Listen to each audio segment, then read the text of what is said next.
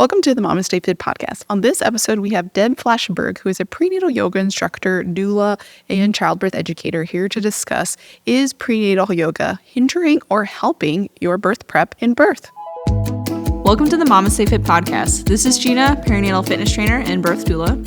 And I'm Roxanne, labor and delivery nurse and student midwife. And this is the MamasteFit Podcast, where we empower you on your prenatal fitness, birth, and postpartum return to fitness journey. Our podcast shares how to move throughout your pregnancy to stay strong and comfortable, because pain is not a requirement of pregnancy. Understand the science of birth and how to approach recovery after birth.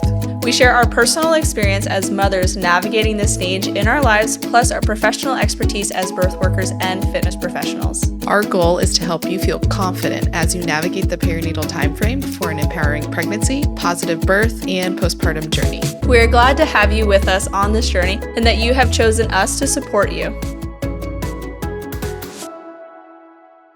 Welcome to the MamasteFit Podcast. On this episode, we're going to talk all about yoga practice during birth prep and for birth with Deb Flashenberg, who is a prenatal yoga instructor. Thank you so much for being here, Deb. Hi, thank you so much for having me. I'm really excited to speak about yoga and birth prep and how it can help your birth flow. Perfect. And for those listeners who aren't familiar with you, can you introduce yourself? Absolutely. So I'm Deb Flashenberg. I'm the founder and director of Prenatal Yoga Center here in New York City. But besides having the hat of running PYC, I'm also a former labor support doula. I did that for about 10 years. I'm a certified Lamaze childbirth educator, a spinning babies educator. I did the body ready birth method because I'm a bit of a birth junkie, and Sarah Duvall's prenatal and postnatal exercise correctional specialist. I think that's the name, and a mom. Perfect. So what kind of got you into yoga and prenatal yoga specifically? So it starts off that I was a singer-dancer for many years, and I had a choreographer introduce me to yoga as a warm-up one day for our practice, for our rehearsal. And I really took to it. I think it was just something fun to be in my body that way. And in dance, sometimes it's not necessarily about how it feels, it's more about how it looks. And I really love that yoga was actually less performative. And so I jumped into that. But then kind of my dirty yoga secret is I started with Bikram yoga. And I soon realized that was not the path for me, because you're not actually supposed to look at your students and ask your students how they feel. It's very rigid. And I felt like if I'm there, I really want to work with my students, not just be a recording. And so I talked to my mom, who actually did marketing, and she's like, prenatal yoga, that is the way to go. People are always going to try to take care of themselves when they're pregnant. Now, at this time, I think I was like 27, 26, and I was a performer, so not anywhere thinking about having babies. But I jumped into it. I thought, sure. And I liked it. But what a big turning point that really helped me dive really deeply into prenatal was when one of my students was doing her fellowship at one of the hospitals, teaching hospitals in New York. And she asked me if I wanted to attend some births, because at that point I hadn't seen birth. I'd seen it on TV and movies, and, maybe some older friends had babies, but no one in my immediate world. And so when I went up to see what I'm going to put kind of in quotes, like typical hospital births, I was kind of appalled. There was one birth in particular that just really left a sour taste in my mouth. And when I left that day, I thought, I need to readjust how I'm approaching prenatal yoga. At that point, and this was over 20 years ago, I was just teaching yoga modifications. But what I realized prenatal yoga had the opportunity to do was not just prepare the mind and the body, but to kind of pull back the curtain of what's happening in a typical hospital and share that with the students and educate them that they have choices and they don't just have to feel like they're on a conveyor belt. So that's what got me into prenatal yoga. And from that point, I remember walking out of the hospital, walking down Broadway, and I'm like, I have to become a doula. And this was back in 2002, 2003. It wasn't as popular as it is now. And honestly, that day at that hospital really changed everything. It changed my life. It changed how I approach prenatal yoga. It really ignited a passion for supporting and educating people, and not just about yoga modification. So that really created my whole methodology. That's amazing. So how long, I guess, were you supporting births for? You said 10 years? A little over 10, yeah. So I did about 10 to 12 a year because that was kind of like my side hustle. The main thing was Prenatal Yoga Center. Okay, awesome. So how do you think like being a birth doula kind of helped shaped not just like obviously you're super into childbirth education and empowering women during their birth prep and births, but how did that kind of affect your prenatal yoga like practice and like how you taught the actual physical practice, not just like the education as well? It really helped me to look at what was happening in birth flow. Where were things slower? Where were things faster? And I love approaching the birth. I feel like one birth teaches me about another, and start to be like, okay, this person had a really crazy fast birth. This person had a really slow birth. What was going on? And I still remember one birth I did, and okay, her child's like 15, so I can say her name. Her name is Donna. And she was a weightlifter and marathon runner. And at first I was thinking like, okay, she's got the stamina, she has the endurance, she has the pain thresholds. But then on further thought and watching the birth, I was like, oh, but she is tight. She is tight, tight, tight. You know, pelvic floor is tight, psoas is tight. And I was piecing together some of this knowledge back then. I hadn't really jumped into spinning babies because this was actually kind of before spinning babies, before body birth. And I started to kind of piece together what's going on. And it was learning about the bodies in birth that had restrictions. So for Donna, for example, she was laboring. She was handling the contractions incredibly well, considering we were like 30 hours in. And she still was kind of just around like that turning into active labor. She was like on that cusp.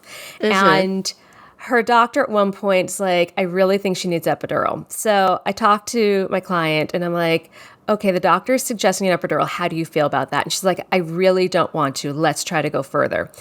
And I had her learn all sorts of like lunges and positions and things to soften and open the different parts of her pelvis. And then it was like hour 34 at this point, and she was barely able to move between contractions. She was wiped and she hadn't really progressed. And the doctor said like, even if she gets to fully dilated, how is she going to have the energy to push? Like Donna could literally barely lift her head. She was so exhausted. And then she decided to take the epidural. And that's what was really interesting to see. That helped her everything, her psoas, her pelvic floor, everything relax. And we were still taking different movements in the bed. And that one was really interesting because that one really taught me about not just, we need places to support and relax. And it was just such a good example of there was so much tension from the contraction over the contraction over the contraction that was actually tightening her up. And the epidural turned out to be a tool that could help her muscles relax, not just her mind, but her muscles relax. So going from birth to birth really helped me look at how people move in labor, start to see habits and patterns of, I almost was like, I could tell, obviously I didn't do vaginal exams, so I could start to tell when people were in certain phases from how their body instinctually moved and the sounds they made. And it just helped me be a better yoga teacher because I can then shift that into teaching that in class and then also help look at poses and positions. I could say, all right, this can help relax your pelvic floor. This can help open your mid-pelvis. Let's play with the sacrum. This can help nutate or counter-nutate. And so if we practice it on the mat, it's going to be more accessible to them in birth. It won't be the first time their bodies took those shapes.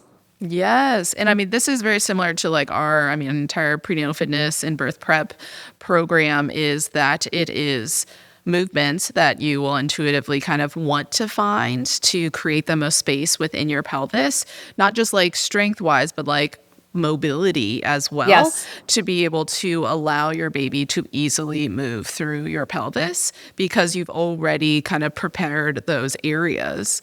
And I love this because obviously like we're really into like lifting weights and strength training, functional training, but not everybody wants to lift weights. So like how could they change their prenatal yoga, so which is their yoga while they're doing during their pregnancy, how can they change that to impact their birth positively?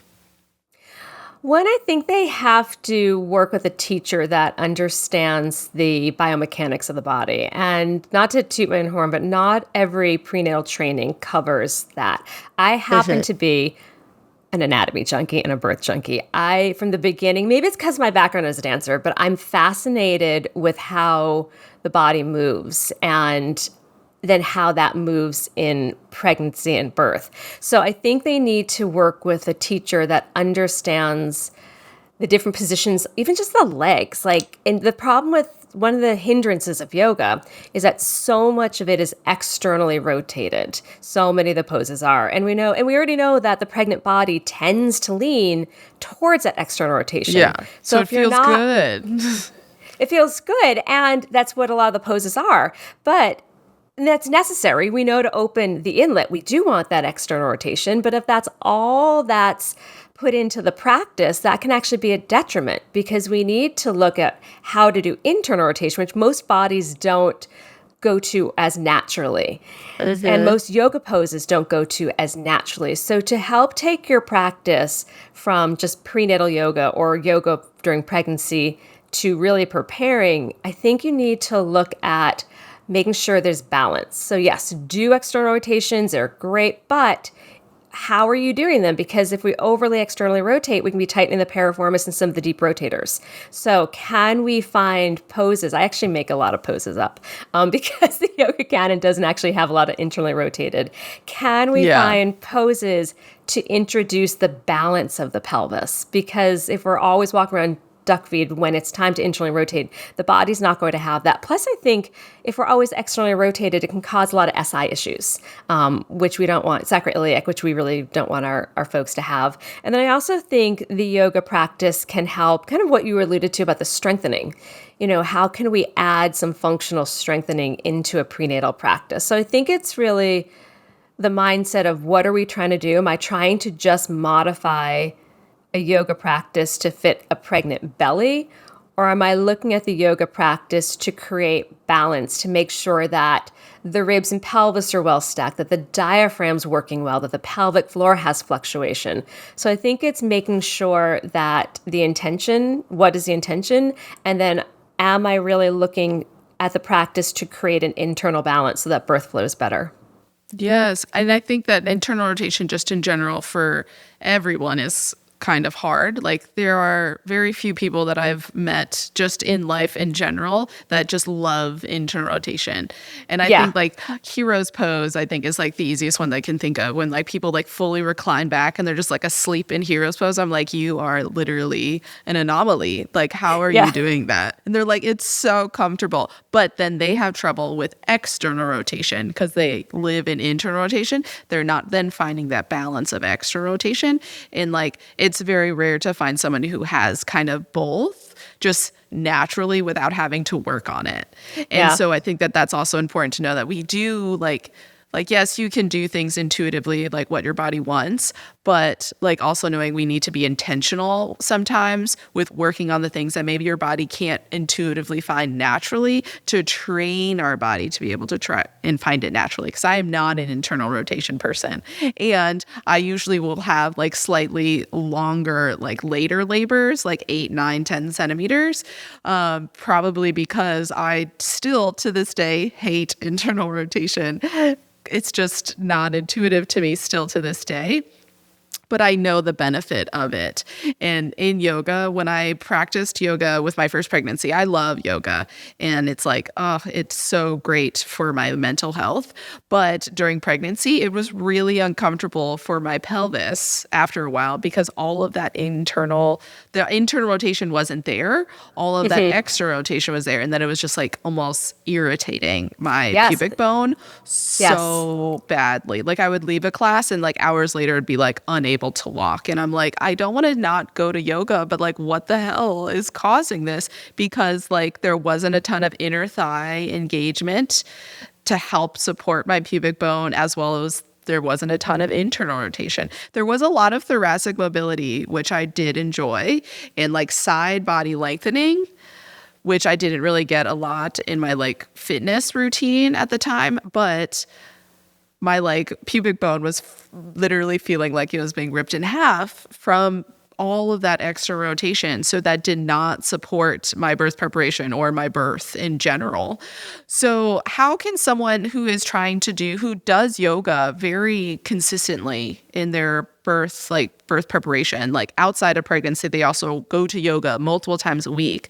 Like, how do you recommend they find someone who can help support them during their pregnancy so that they are not hindering their birth prep? I think they, again, need to look at where the person trained. And I do want to go back to one thing that you said is I 100% hear you on the external rotation and the SPD, the symphysis pubis dysfunction. It is so common. And I think, and I tell this to my students, that if they don't share with their teacher, because we ask the students every class what's going on with their body, but if they go to a class and they don't share that, or the teacher doesn't know how to support it, the yoga can actually worsen things like pubic pain and SI pain. And the teacher needs to know, okay, you can still do external rotation, but we need to modify it. So you're not coming into a deep Baddha Konasana. Your legs are more forward and your knees are lifted. So you're not pulling on the pubis. You're not going super deep. So and like you said, get those adductors on board, get the glutes on board, get the hamstrings on board. So making sure that the teacher knows that we need strength, stability, and mobility. So look at where they're trained, because I think yoga in our country is not how is supposed to. I think the original idea of yoga, if we look at yoga, it was the 8 limbs of yoga from Patanjali, and that asana, the physical practice, is only one part of that. But then it came here to the States and it really hyped up, power yoga and all sorts of Bikram yoga and all that. And when I think we look at it, I don't know how analyzed it is on anatomy and how it can take, if we're always repeating the same movements, it can have sprain and strains in the body. And especially during pregnancy where we have relaxin and the progesterone, things are softer. So I think the problem is that yoga in itself, and I love yoga, I've been doing it for over 30 years, but I don't think it has always been approached with the idea of anatomy, biomechanics, physiology in mind. And so I think looking at where the teacher studied and looking at that school and what is their approach, do they go at it from that understanding of biomechanics and how it's going to help or hinder? Because where it can hinder is just like you said, pubic pain. I don't want my students leaving and feeling like their pelvis is broken, because if we look at that for birth, how are they then possibly going to birth? Now, you don't need your knees wide open to birth, but what if a care provider does that? You already have pubic pain and they're shoving your knees back, and maybe the person doesn't know to ask for another option or go on their side or all fours, or even, slightly internally rotate their legs. So we don't want our students in more pain, because we know if the pelvis is having pain, that's a sign of dysfunction. And if we know that there's pain, what muscles are over tightening to protect that? And that can interrupt birth flow. So kind of going back to your question, look at where they're trained. Like, what is that program? And I mean, kind of go back to my studio. We really, really train our students, so our teachers. So look for a teacher that studied at Prenatal Yoga Center. It is a very solid anatomy-based program, and I can't say that the same for all the other programs. Let's take a break from this episode to hear about our sponsor, Needed. Needed is a nutrition company focused on the perinatal timeframe that both Gina and I have utilized. And one of my current favorite products that I'm utilizing in my current pregnancy is their sleep and relaxation support. I was having a little trouble with insomnia at the beginning of my pregnancy, where I just couldn't fall asleep as easily, or I would wake up in the middle of the night and then I'm just staring at the ceiling. And I was having some morning sickness. So my friend recommended trying some magnesium, and I knew that the sleep and relaxation support had magnesium in it. And it's the form of magnesium that can really help with insomnia as well as potentially some nausea. So I started implementing that into my nighttime daily routine, and I have noticed that my nausea did get better at the time, but it was easier for me to fall asleep and stay asleep, aside from that 2 a.m. pee break, but I was able to still fall back asleep pretty easily. The taste of it, I also really enjoy, but I also really like bitter tea, but this is like a sweeter chamomile tea, which I really enjoyed.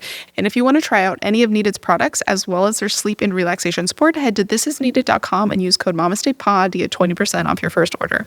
And I took like a prenatal yoga training because I did like a yoga training, and then I did like a little weekend course at a prenatal yoga class. And she was a PT, so like knowledgeable about the body, but it's just like it's so much more that you could learn in that kind of course that like you can't get in a weekend course. Like great like modification options, but it just like needed more time to like go over all of the anatomy and the musculature and like all of the benefits for birth prep. Just like weren't really in it. It was just like, oh, these are the things, this is how you modify Warrior 2. And I'm like, while this is very helpful, I think I needed more from this. So I do agree that finding a really good prenatal yoga teaching program can be really helpful.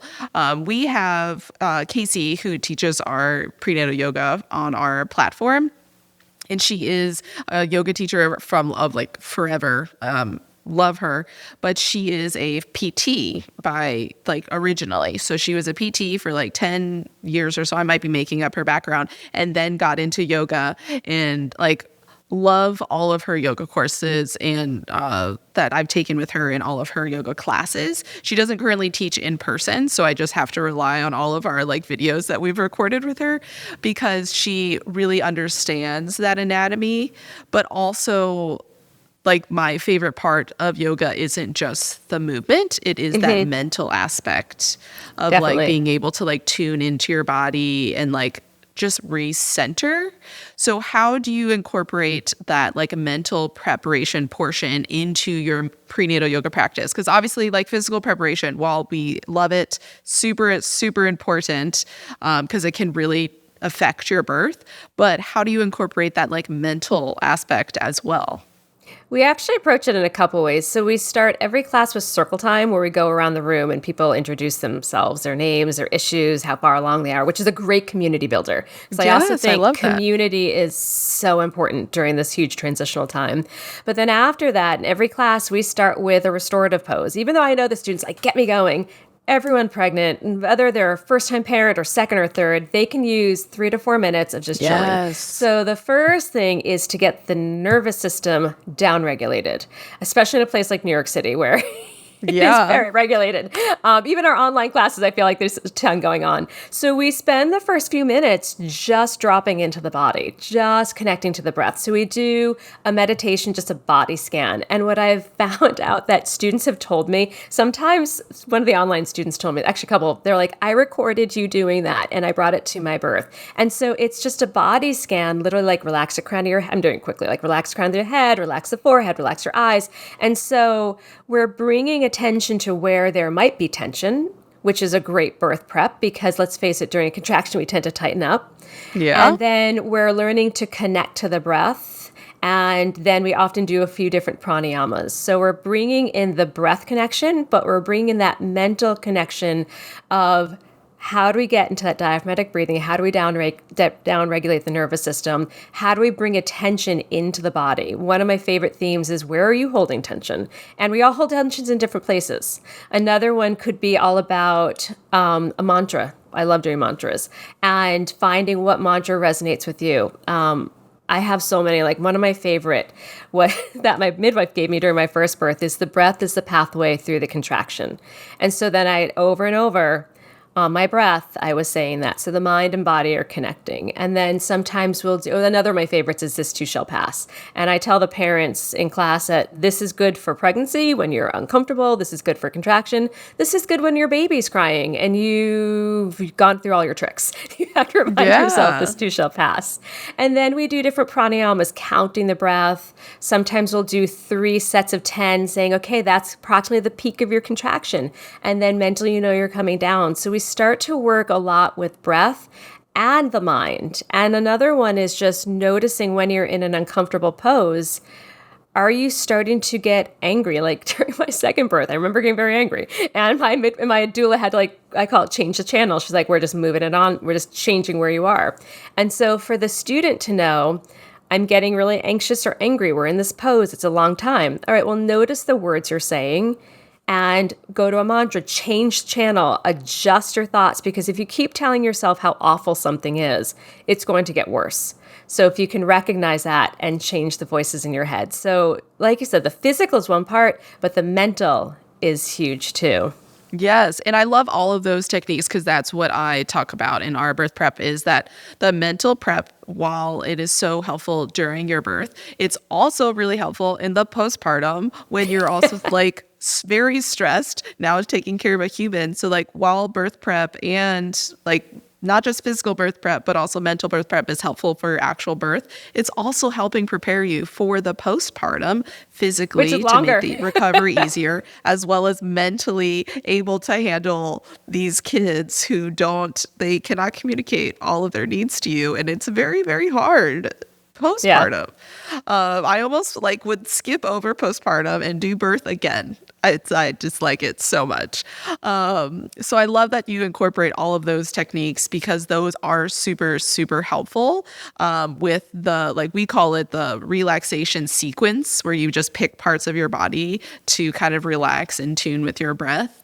And then the breath movements. So like I can't go through, I'm not as skilled with all of the different types of breathing techniques. I normally just educate on the box breathing method because that's my personal one. And it's usually pretty easy for people to kind of like pick up when they're 36 weeks pregnant coming to see us for the first time for a childbirth education class.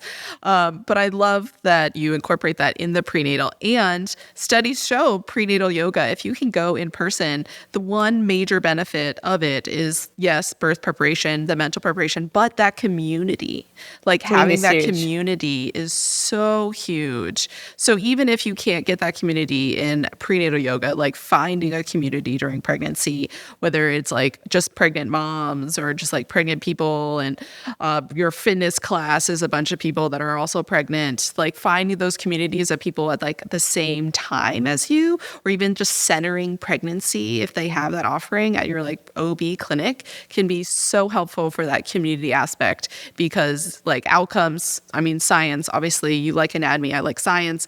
So like the numbers of the benefit of it don't lie, that it can really improve not just like your mental health during pregnancy, but also postpartum, because you have someone that you can text at 2 a.m. who's also postpartum to be like, this is BS. I'm so tired.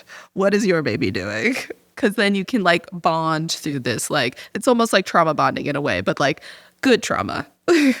That was always at the center. And I talk about prenatal yoga center to people. It was always built on what I call the three-pronged theory. It's the asana about the balance and, of the body, but then it's the childbirth education. But from the beginning, it was community, because especially when I started, we didn't really have, I'm really going to date myself. The internet wasn't what it was. I started in 2002. We didn't have, think back then, we didn't have a lot of ways to connect. I don't even think we had messaging on phones.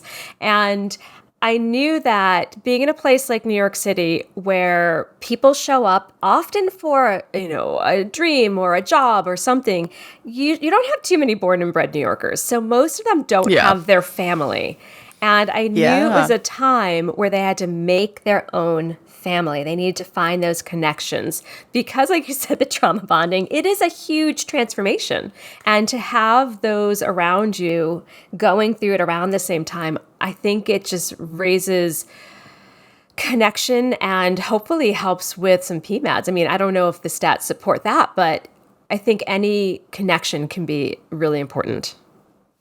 Oh, yeah. I mean, when we first started, and I say we, Gina first started MamasteFit in like she always calls it the prison gym at our first location. It was just literally like a group of moms who came with like very similar aged babies. And like you could see all of their development as babies. Like they're all at their own spot. Like they all are doing things differently. But like, I think being in a group together with just a bunch of babies together helped them, but also helped all of the moms as well, obviously. And I just always think of the Bluey episode, the baby race, because there is like the negative of the community is that like you start to compare yourself to everybody within the community. And so in the episode, it's just like this, what makes me cry every single time because it's so beautiful.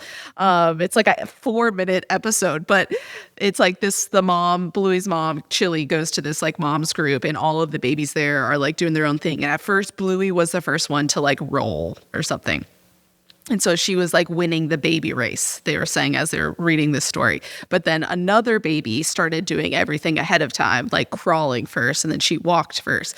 But the mom, Chili, was like, I need Bluey to like walk before her baby does. Like, this is the baby race. And then Bluey did not walk first. And so the other babies first, like, took their first steps at the group. And so she was like, I'm a terrible mom. And because she went to this support group. So then it's like, well, why would I want to do that? But then another mom comes and like sees that she had been missing from that week and like checks in on her. And she's just like, oh, this is the part that gets me.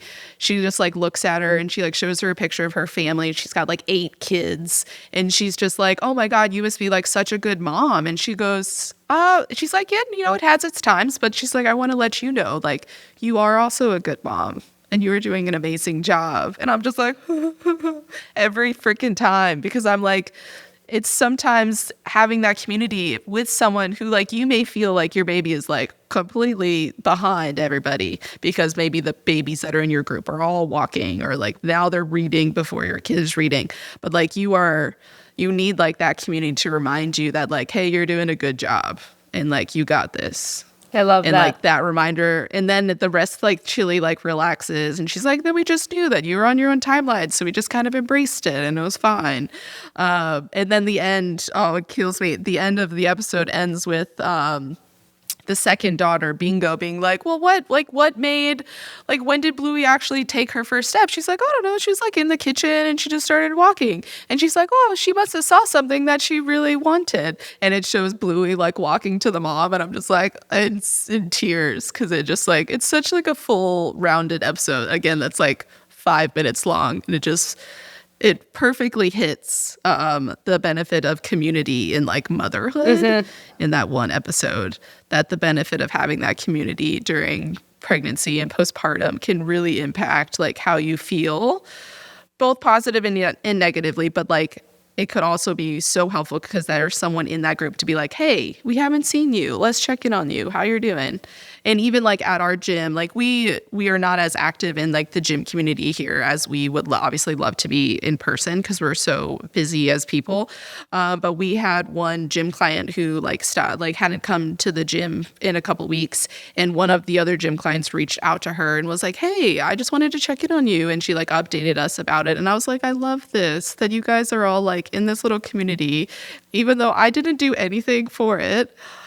I love that you guys took the initiative to create this community for us.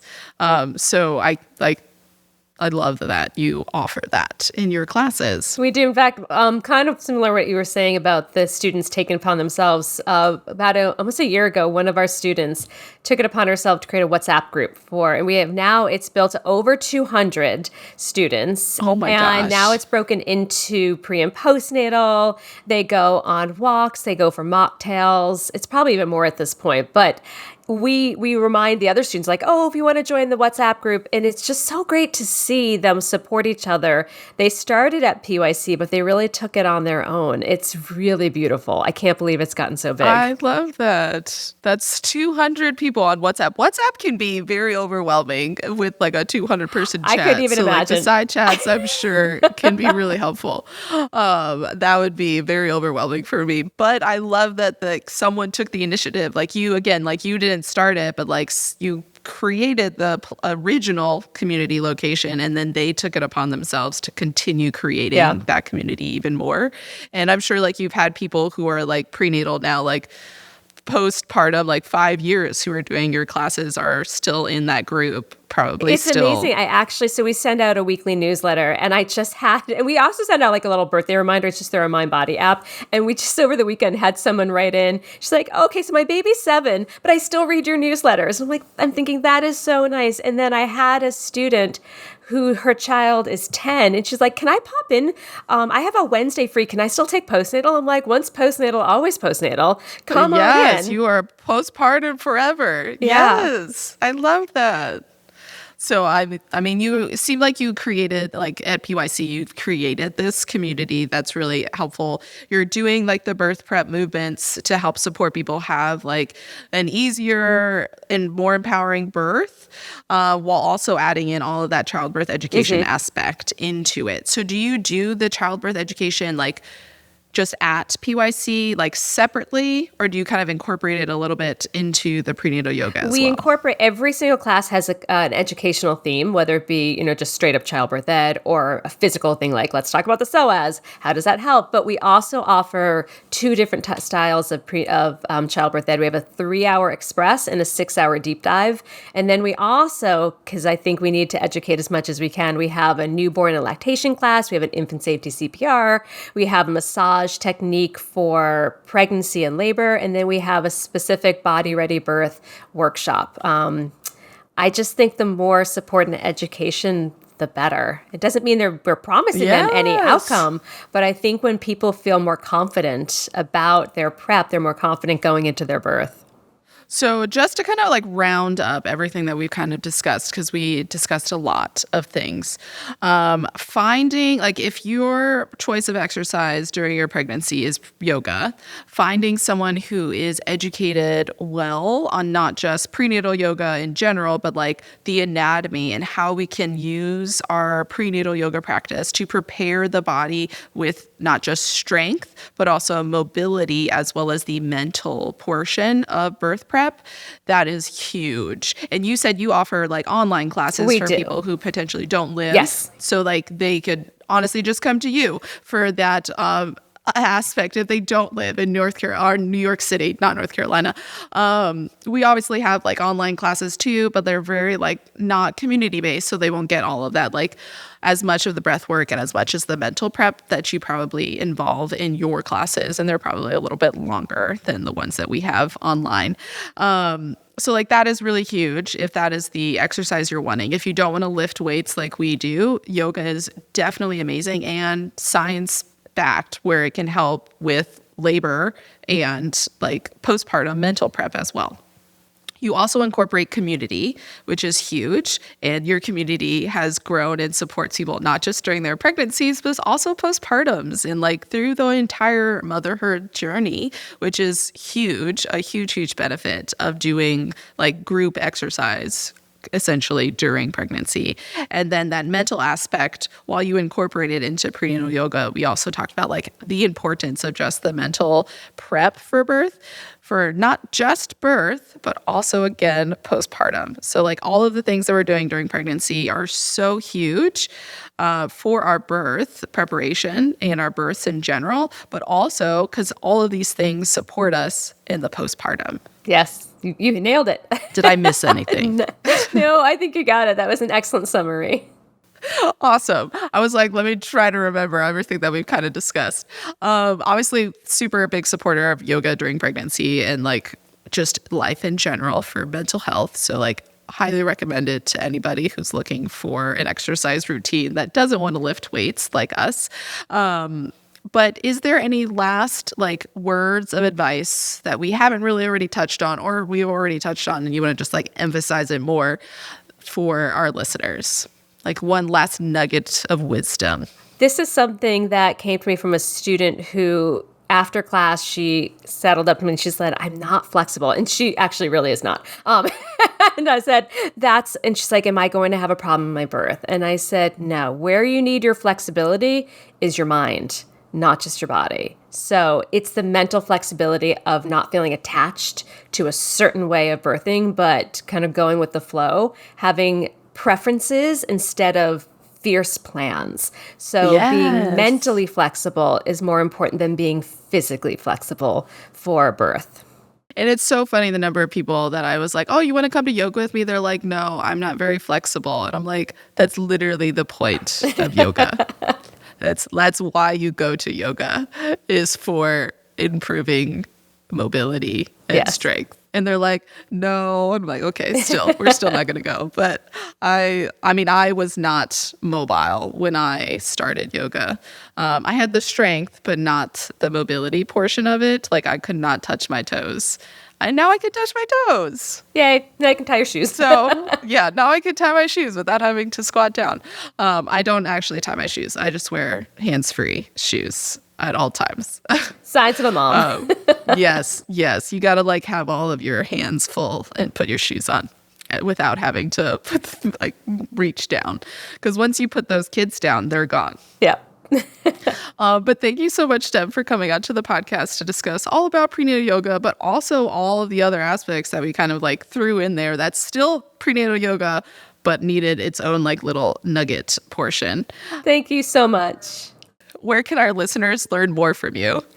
They can find me at prenatalYogaCenter.com, and that's our website. It has everything. Instagram, YouTube, TikTok, Prenatal Yoga Center.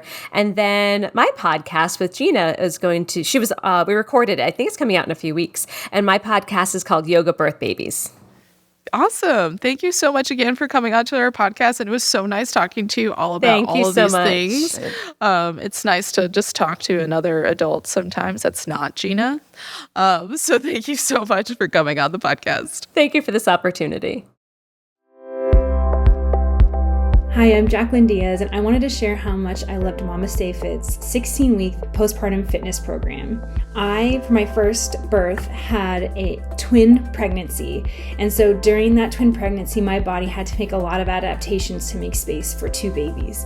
One of them was that my core became completely stretched out, and I experienced a very sizable diastasis after my birth. I remember feeling like my core was so stretched out, it was hard for me to sit and breastfeed. I'd be hunched over or even try to pick up my sons, and I just felt like I didn't have a lot of core strength. I literally felt like a human Gumby at the beginning of starting the MamasteFit postpartum fitness program. By the end of the 16 weeks, after I'd finished, I actually got to participate in a friendly CrossFit dumbbell team competition where I felt strong enough to be able to pick up sizable dumbbells and be able to move them in an efficient way where I wasn't going to injure myself. The 16-week postpartum fitness program built on foundations for me to help my core feel whole again and develop strength to support myself and my twin boys. The core development movements progress from the basics and are specifically programmed to become more challenging with stability and resistance.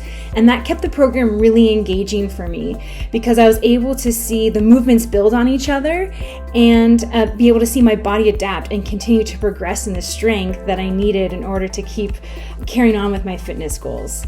I truly loved the 16-week fitness program, and I recommend it to all my new moms who've had any sort of birth experience just to get back into some foundational strength that they need for their everyday lives being a mom. I hope you enjoyed listening to this episode as much as I enjoyed recording it. Prenatal yoga has been shown by science to be a really great option for birth prep exercise, especially if yoga is your already preferred exercise route. Deb does recommend having some sort of prenatal yoga instructor who is knowledgeable on the anatomy as well as birth preparation movements, such as external rotation, but also internal rotation with a strengthening and mobility aspect. Incorporating also the mental preparation as well as the community aspect of prenatal yoga kind of makes it help not just prepare you for birth, but also prepare you for the postpartum period. And if you're not local to New York City, but you're wanting to explore some prenatal yoga online, they have online classes at prenatalYogaCenter.com that you can check out, or you can also check out our pre-recorded videos with Casey Backus, who's a physical therapist, but also yoga instructor.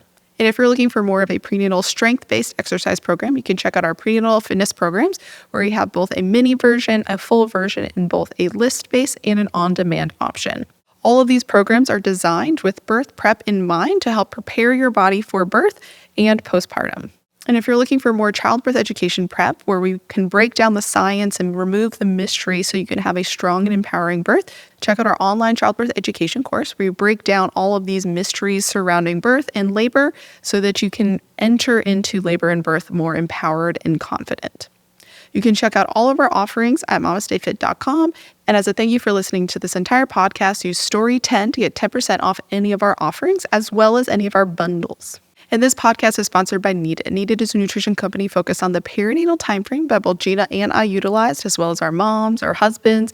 I even sometimes give them to our kids for certain products, and we cannot recommend them enough. And if you want to check them out, head to thisisneeded.com and use code MamastePod to get 20% off your first order.